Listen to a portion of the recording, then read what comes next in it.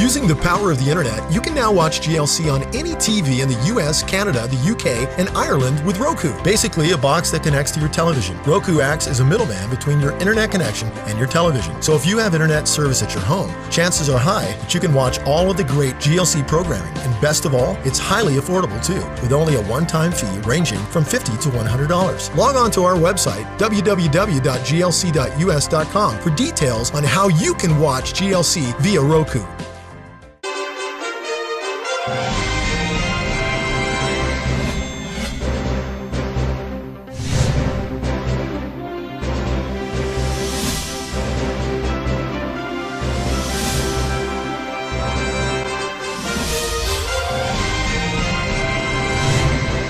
Well, we want to welcome you to the Monday Update News Program.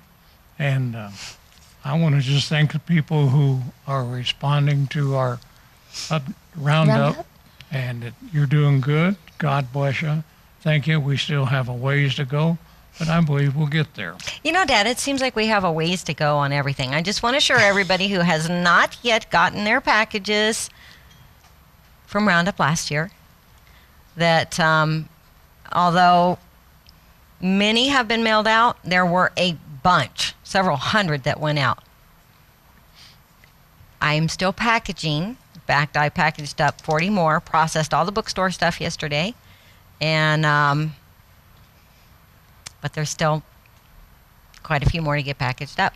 Well, and they have to get to the post office as well. So might be from our friend whose letter we read last week. Said she was surprised because she had forgotten all about it.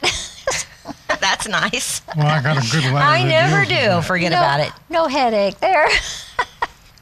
I have a good letter that deals with it. You do? Want to start off with it? Sure, why not? Why not? Dear Al, Tommy, and Amy, bless your hearts.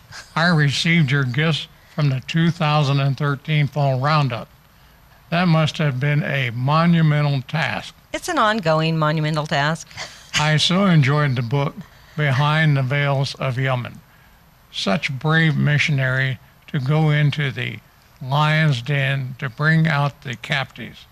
The author takes one into the Yemenite culture so that we can better understand their culture and ways of life. Last Sunday night, I attended the CFOIC Shabbat dinner in Canyon and was so delighted to see Al and Tommy. I had gone with my granddaughter and her husband and had not seen the advertisement saying you would be there and you would be honored at the dinner. A double blessing was when I ran into you at the door coming into the dining room. What a pleasant surprise. Thank you for the book and DVD about Islam, and thank you for being such faithful warriors for the kingdom. You have set high standards for the rest of us to attain to, and it comes from with love and blessing, Cheryl from Amarillo, and author of... Tears Among Us. Mm-hmm. Oh, Yeah, she wrote a little book. is it? Mm-hmm. You know, she Very said that good she little didn't read the advertisement that said you guys were going to be honored. I didn't I'm on their either. mail list, and I got that, and it just actually described what was going on, and I was like, oh my goodness, I hope Mom's not on their mail list, because we were trying to keep it under wraps, right? We did a good job. You never did? I did see it. What You did? happened? I didn't go. I did see it. You did go, and you cried. I saw the video, and you just, it really touched you. It really did. Yeah, It it was really did. really sweet. Well, you know, after 32 years, they were the first ones to ever do something like that. Really? Yeah. Oh, well, let's get on. Well, once again. before we get into the news, I want to let people know that Evangelist Miles Monroe and his wife died in a plane crash. I guess it was Sunday, and many of you knew him. Oh, yeah. And that was a picture of him on the screen. Many of you knew him and had heard his ministry, and just wanted to let you know. So Down there in were the 9 Bahamas. people aboard, including the pilot, and all aboard died. It was a private plane. So Okay. I'm sorry to hear that. What next we got? Well, we actually have some news. Okay. Okay, this first article concerns me like nobody's business because media is so powerful. Yes, it is. You can sway the masses with it. Absolutely. So and they're check doing it. this one out from Palestinian Media Watch and Israel National News, also known as Arut Sheva. In the wake of several terror attacks carried out by Palestinians using cars to run over Israelis in Jerusalem in recent weeks, a Palestinian song has surfaced which encourages more terror. Wait for them at the intersection. Let the settler drown in red blood, instructs the lyrics. Palestinian Media Watch reports that the song Run Over the Settler not only urges Palestinian Arabs to use cars to commit terror attacks against Israelis, it's become a big hit on social media. One video version of the song has more than 385,000 viewings on the Quds News Network Facebook page. On the YouTube channel of one of the singers, the song has more than 71,000 views. The song promotes the false accusation by Palestinian leaders that Israel is trying to destroy the Al-Aqsa Mosque, liable which Palestinian Media Watch has documented. The song calls for murder by defenders of Al-Aqsa, which is, quote, in danger. Listen to these words. For you, glorious Al-Aqsa, will run over settlers. Lay an ambush on the road and run them over. Allah will aid you. Run them over. Burn the next in line. Don't leave a single settler. Wait for them at the intersection. Let the settler drown in red blood. Terrorize them. Run them over. Destroy. Annihilate. Blow them up. Don't let the Zionists live long. O Al-Aqsa, we're your defenders. O son of Jerusalem, cry. Allah is great. As of Sunday, 5 people have been killed and dozens injured in these attacks. Not only does the song call for murder, it honors terrorist murderers by name. In fact, the song dedicates one stanza to each terrorist, including al-Akari, who used his car to mow down pedestrians last Wednesday, killing a Border Patrol officer in the process. This terrorist, who was motivated by a Palestinian uprising on the Temple Mount earlier that day, is hailed as a martyr who died for the cause. His family, including his 16-year-old son, express pride in his heinous act. Honor was paid to al-Shaludi, who deliberately ran over pedestrians at a light rail stop. His terrorist act ended the life of a 3-month-old American-Israeli baby girl. The tribute to him says, ran over a Jewish settler. He did it for his country with his limited means. Today, the entire people demand a hero willing to fight with weapons.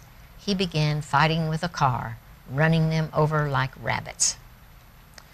And the attempted assassin of Rabbi Yehuda Glick, who has been working to secure equal rights for Jews on the Temple Mount, this terrorist didn't neglect his duty when he wielded his weapon and took control. Mutaz has been promised paradise. In another video version of the song, the Palestinian singers have put together different pictures to illustrate their message.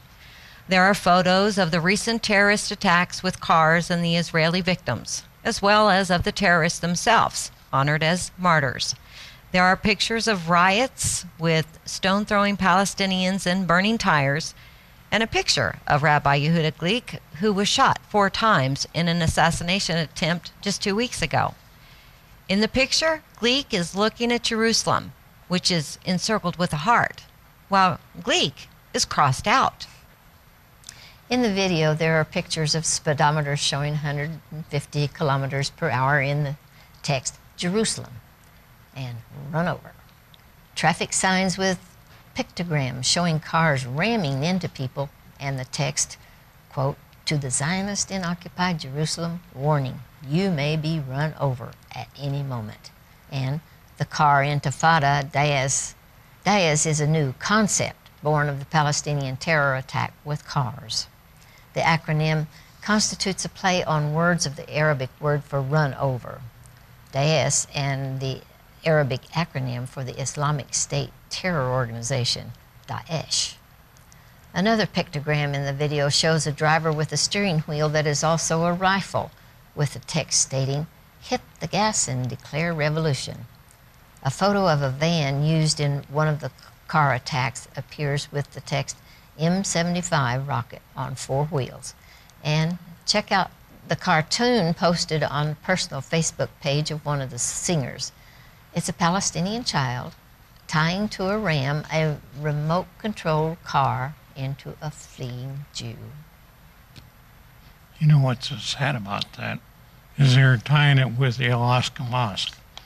We were there in the first one round of this when they opened up the Rabbi's Tunnel. Were you with us on that trip? And they said the Rabbi's Tunnel, which is about 300 yards where it begins from the Alaska Mosque, and it runs directly in the opposite direction. And they said that the tunnel was there to destroy the Alaska Mosque, and It has nothing to do with it. No. And it's been Nothing there to do for with it. centuries.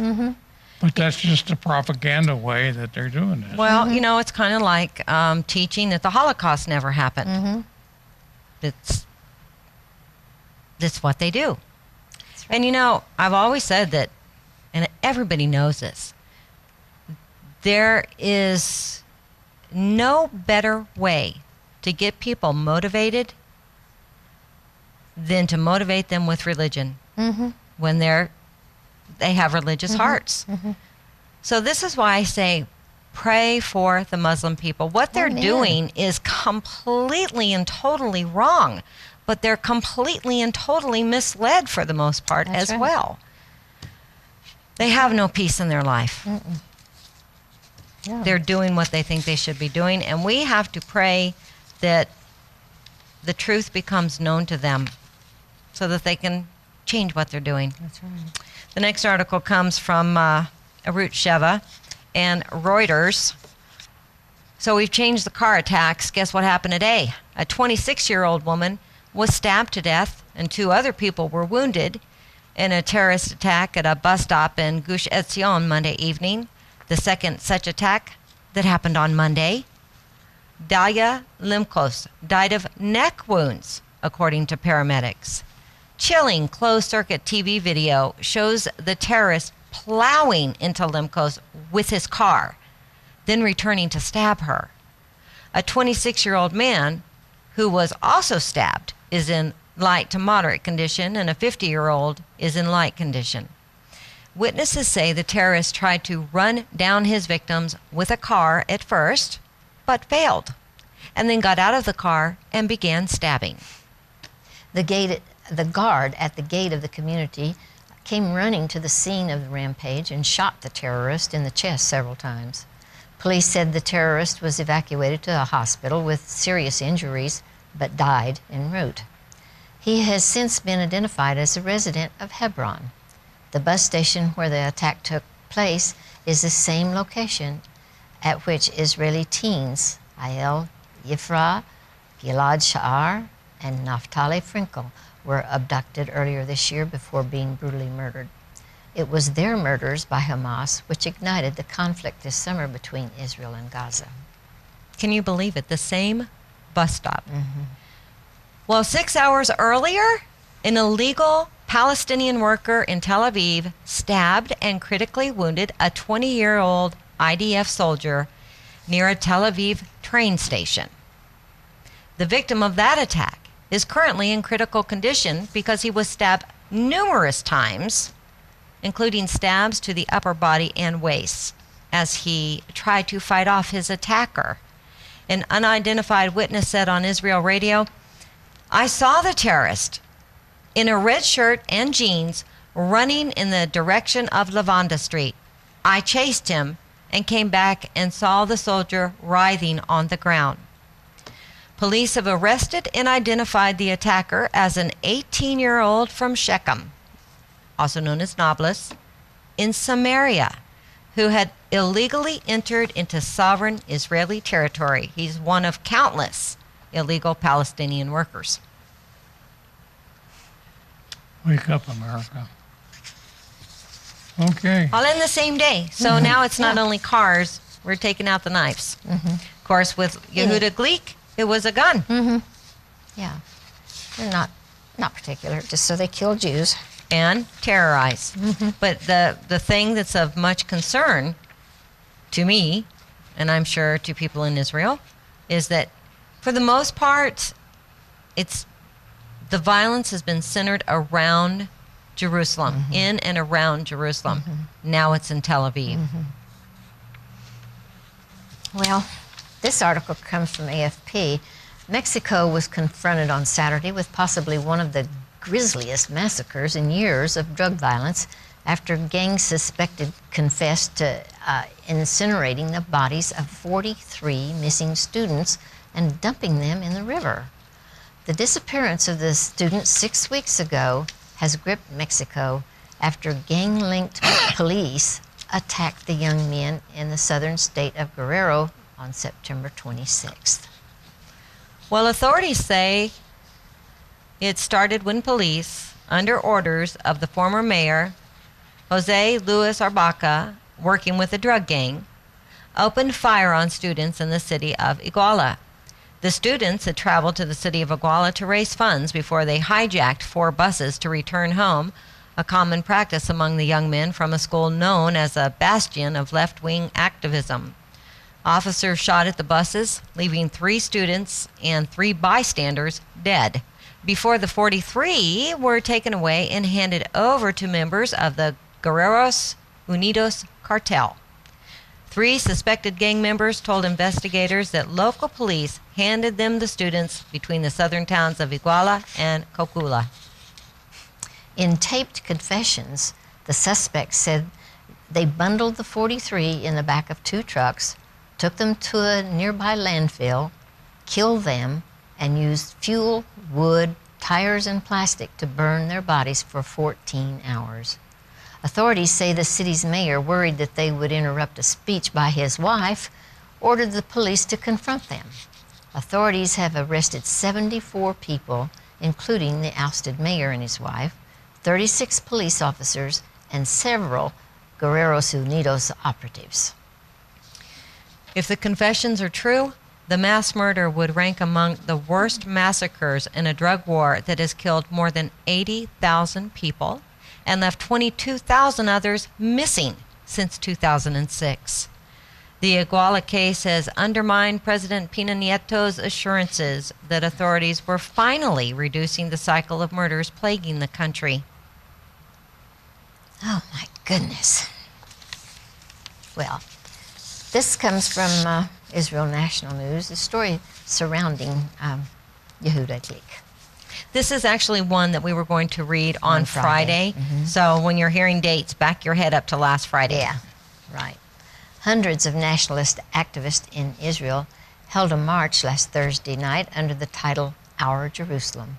The march began in front of the Begin Heritage Center, where Temple Mount activist Yehuda Glick was shot last Wednesday, and continued all the way to the gates of the Temple Mount. Near the Maghribi Gate, the lone entrance to the Temple Mount allowed for non-Muslims. The march was to conclude with a prayer rally for the recovery of Glick and other recent terror attack victims. However, police prevented entrance to the Western Wall compound, and so the marchers prayed just outside of it. Former MK Dr. Michael Ben-Ari said at the event, "We are asking for the most basic thing, the right of return. They say we're making a provocation, but who is provoking? The thief who breaks into a house or the owner of the house who wants to go home? What did our grandfathers pray for? For pubs in Tel Aviv? For the promenade in Haifa? What did they sit and cry over? Over the desolate Temple Mount." At the Mount, which is the holiest site in Jerusalem, for Judaism, the Jordanian Waqf, which is the Islamic Trust, still holds de facto control and has banned Jewish prayer, a discriminatory status quo that Yehuda Glick has led the struggle against. Ben Ari added, "I say here to all the world media, we are the owners of the home. You want to build a Palestinian state? Build it in England, in France, or in the Arizona desert, not here in the land of our forefathers. We returned home to stay here forever." Well, last Wednesday, just 1 week after that temple activist Yehuda Glick was shot in an assassination attempt, his Hebrew Facebook page was taken down. According to the Elder of Zion blog, Israel haters have been complaining to Facebook about Glick's page. Of course, they just told Facebook that Glick's Hebrew page was offensive. And Facebook drones assumed it must be true because so many complained. Imagine that. Prior to the attack, Glick had been repeatedly targeted in an online hate campaign. Since the shooting, other Temple Mount activists have been threatened as well. Arnon Siegel, a journalist and activist also associated with the struggle for Jewish rights on the Temple Mount, said Glick had been receiving death threats for a long time, but they increased significantly in the last 3 months with rising tension in Jerusalem. He added that many of the threats have come via Facebook. On Monday, Army Radio, this is last Monday, played recordings indicating that the police were clearly aware of the threats made against Yehuda Glick, despite their claims that he had never filed a complaint about the threats. The recordings revealed that the police commander of the David precinct in Jerusalem told Glick, "I see what the other side thinks. I see what the other side writes. Okay. By the way, you have been warned here. You've been warned to avoid getting hurt. We did, after all, have some intelligence information that someone wants to hurt you." Well, Glick, who founded and heads the Haliba Initiative for Jewish Freedom on the Temple Mount, was shot in the chest 2 weeks ago outside the Begin Heritage Center in Jerusalem by an Arab terrorist. Army Radio reported that Glick had begun to communicate with relatives, nodding yes and no to questions during his hospital stay. The hospital confirmed the report, but said Glick, who was shot 4 times, is still on a respirator and in an advanced drug-induced state because of intense pain. He's undergone several surgeries since the attack, and although still serious, his condition has stabilized. Doctors are hoping to be able to wake him gradually from the medically induced coma. And I barely saw an article on him today, and it seems like he is now corresponding in written form. All right. So that was wonderful. was good news. Good so news, yes. Keep praying for him. You know, I have to say the one positive that has come out of that tragic shooting is, I think for the first time, the public at large is finally beginning to understand that Jews are not allowed to pray on the Temple Mount if and when they're ever allowed to go up there anyway. Right. And they're the ones who handed the control of that back to the Jordanians. So anyway, okay. So now we have another article from Haaretz, the Jerusalem Post, and Israel National News. This is last Wednesday, some of the wonderful things that were happening. 3 IDF soldiers were injured Wednesday night after a Palestinian vehicle slammed into them on Route 60 southwest of Bethlehem in an attempt to target the Israeli forces. An IDF spokesperson said a freight truck with Palestinian license plate hit the 3 IDF soldiers, all aged 20, wounding 1 seriously, 2 moderately, in what the IDF said was a terror attack, making it the second such vehicular attack targeting Israelis on the same day. The soldiers were apparently near a military position when they were attacked. The perpetrating vehicle fled the scene immediately after the attack, and security forces set up roadblocks and launched searches of the area of the southern West Bank. in an attempt to locate the driver. And everybody wonders why they have to put up these walls around these areas. Think how bad it would be if there weren't walls around these areas. Really? Oh my gosh. I know. Well, earlier on Wednesday, a Hamas-linked Palestinian motorist slammed into pedestrians near the Jerusalem light rail, killing one border police officer and wounding 14 others. The commercial vehicle first hit several pedestrians on Highway 1 at a bus stop, and then continued to the next junction, where it plowed into more pedestrians. A surveillance video showed the vehicle hurling past the frightened young woman and a soldier and dragging objects under its speeding tires. Police said the motorist drove the minivan into pedestrians waiting for a train at the stop, then backed out and drove away, hitting several cars along the way. The terrorist then got out of the van and attacked civilians and police officers on the side of the road with a metal bar before he was shot and killed. And this is one of the guys that song we were telling you about earlier is glorifying. Mogan David, a Dom paramedic who tended to the most critically wounded victim, said, a man of about 40 was lying unconscious in the road with a bleeding head wound and extensive injuries to his extremities. We put on tourniquets, sedated him, and respirated him until we could transfer him to the ambulance that took him to Hadassah Hospital in Ein Karim. His condition worsened in the ambulance, and we had to undertake resuscitation efforts, which continued in the trauma ward of the hospital. At that point, the doctors confirmed his death. The victim was a border police officer identified as Jaden Assad from the Druze town of Beit Jan in the Galilee. 3 other victims were reported in critical condition. One who was struck as he was riding his bicycle, one who suffered a life-threatening heart attack, and another who received a blow to his head. Police said that the driver of the terror vehicle, Ibrahim al-Akri, had recently been released from prison after serving time for security offenses. Hamas confirmed that al-Riki was a member and noted that his brother, who was released from prison as part of Khalid Shalit prisoner exchange in 2011, is in exile in Turkey, where Hamas's West Bank commander, Saleh Arouri, is based, according to the Shin Bet. Al-Akwiri is a 38-year-old married father of 5 and a resident of East Jerusalem suburb of Anata, located northeast of the Old City of Jerusalem. His wife, Amira Sultan, told the Associated Press that he was inspired by the violence which had taken place earlier in the day at the Al-Aqsa Mosque. Hamas praised the van attack as a glorious in defense of the mosque and called for more violence. Prime Minister Benjamin Netanyahu blamed the attack on incitement stemming from Palestinian President Mahmoud Abbas and his Hamas partners, a reference to a unity government led by Abbas and backed by the Islamic militant group Hamas. Well, concrete barriers are now being set up at all the light railway stops to prevent vehicles from entering the passenger waiting areas.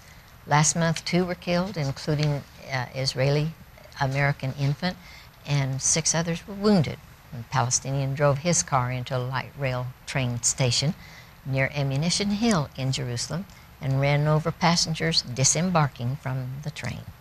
Yeah, and earlier on Wednesday last week, a violent Arab riot erupted on the Temple Mount when Palestinians began hurling rocks and firecrackers from inside the Al-Aqsa Mosque in protest against the presence of Jewish visitors on the Temple Mount. Israeli police dispersed dozens of masked Palestinians who had barricaded themselves inside the mosque. Following the incident, the Jordanian government, which holds de facto control of the site via the Jordanian Waqf, recalled its ambassador to Israel. The Palestinian and Jordanian ambassadors sent separate letters to the UN Security Council protesting Israel's unlawful use of force at the Al-Aqsa Mosque in what Jordan's ambassador called an unprecedented escalation. Pray for the peace of Jerusalem as we are commanded to do. See you again.